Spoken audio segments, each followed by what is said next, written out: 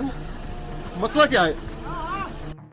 ویلسی میں قومی اسمبلی کے حلقہ NA 159 سے پاکستان تحریک انصاف کے امیدوار اورنگزیب خان کھچی کو پولیس نے گرفتار کر لیا۔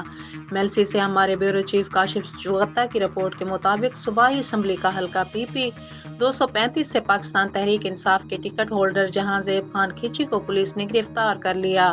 صوبائی اسمبلی کے حلقہ PP 236 سے پاکستان تحریک انصاف کے ٹکٹ ہولڈر علی رضا خان خاکوانی بھی گرفتار۔ پولیس PTI رہنماؤں کو گرفتار کر کے نامعلوم مقام پر لے گئی۔